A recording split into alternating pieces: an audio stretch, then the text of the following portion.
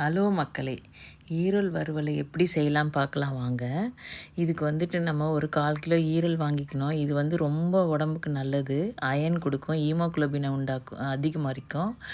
இதுக்கு வந்துட்டு நம்ம வந்து மிளகு ஒரு 1/2 ஸ்பூனு, சோம்பு 1/2 ஸ்பூனு, ஜீரகம் 1/2 ஸ்பூனு, அப்புறமா வந்துட்டு நானே வந்து அரைச்சி பூண்டும் மிளகாத்தூளும் சேர்த்து அரைச்சி வச்சுருக்கேன். அது ஒரு 1/2 ஸ்பூனு. அப்புறம் காஷ்மீரி சில்லி ஒரு ஒரு 3/4 ஸ்பூன் எடுத்துக்கணும். அப்புறம் கல்லுப்பு.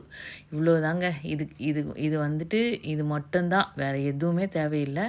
இப்போ நான் வந்து அதை எப்படி பண்ணலான்னு பார்க்கலாம் வாங்க. இப்போ வந்து நம்ம வந்து அதை வந்து மஞ்சத்தூள், உப்பு போட்டு கழுவி வச்சுருக்கோம். அதை வந்து இப்போ என்ன பண்ணணும்னா, அதுக்கு கருவேப்பிலை கொஞ்சம் எடுத்துக்கிட்டு, இப்போ எண்ணெய் ஊற்றணும். எண்ணெய்னா இதுக்கு வந்து நல்லெண்ணெய் ஊற்றினா ரொம்ப டேஸ்ட்டாக இருக்கும். இப்போ இதில் வந்துட்டு நம்ம ஒரு கொஞ்சோண்டு சோம்பு போடணும். போட்டு அது நல்லா பொரிச்சு வரும்போது, இப்போ நம்ம இந்த கழுவி வச்சுருக்கோம் இல்லையா, மஞ்சத்தூள், உப்பு போட்டு அந்த ஈரலை எடுத்து அதில் போடணும்.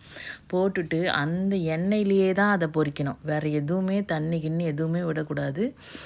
இது இப்போ வந்து கலர் கொஞ்சம் சேஞ்ச் ஆகும். அந்த ஒரு மாதிரி ரெட்டாக இருக்கிறது வந்து ஒரு மாதிரி கிரே கலரில் மாறும். அந்த டைமில் நம்ம என்ன பண்ணணும், மஞ்சத்தூள் கொஞ்சோண்டு போட்டு, இப்போ நம்ம எடுத்து வச்சுருக்கோம் இல்லையா, என்னென்ன எடுத்து வச்சுருக்கோம் நம்ம, மிளகுத்தூள், அப்புறம் ஜீரகம், சோம்பு, அப்புறம் நானாக அரைச்சி ஒரு பூண்டு போட்டு அரைச்சி வச்சுருக்கேன் மிளகாத்தூள் அது. அதுக்கப்புறமா வந்துட்டு காஷ்மீரி சில்லி, அப்புறம் கருவேப்பிலை. இவ்வளோதாங்க, மொத்தத்தையும் அதில் போட்டுடணும். போட்டுட்டு இவ்வளோதாங்க, வேறு எதுவுமே பண்ண வேணாம். அவ்வளோ டேஸ்டியாக இருக்கும். இது அப்படியே குழந்தைங்க எடுத்து அப்படியே ஒன்று ஒன்றா சாப்பிட்ருவாங்க. இந்த எண்ணெயிலேயே அது அப்படியே வெந்துடும்.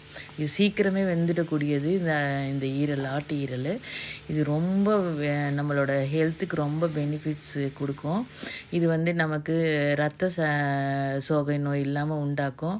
ஹீமோகுளோபினை அதிகப்படுத்தும். அதனால் நீங்களும் இதை வந்து வாங்கி இந்த மாதிரி ட்ரை பண்ணி பாருங்கள். எப்படி வந்திருக்கு பாருங்கள். வேறு எதுவுமே நீங்கள் போட வேணாம். இப்போ நான் சொன்ன ஐட்டம்ஸ் எல்லாம் போட்டு லாஸ்ட்டாக என்ன பண்ணணும், கொத்தமல்லி தூவி அப்படியே அது கொஞ்சம் கலரிட்டு எடுத்து நம்ம பார்த்தோம்னா அவ்வளோ பார்க்கும்போதே நாக்கில் எச்சி ஊறுற அளவுக்கு இருக்குங்க. டேஸ்டியாக இருக்கும். நீங்களும் இதை ட்ரை பண்ணிவிட்டு எனக்கு ஃபீட்பேக் சொல்லுங்கள் ஃப்ரெண்ட்ஸ். அவ்வளோ நல்லா வந்திருக்கு. செய்யும்போதே வந்துட்டு ரொம்ப பார்க்குறதுக்கே ரொம்ப நல்லா இருந்துச்சு.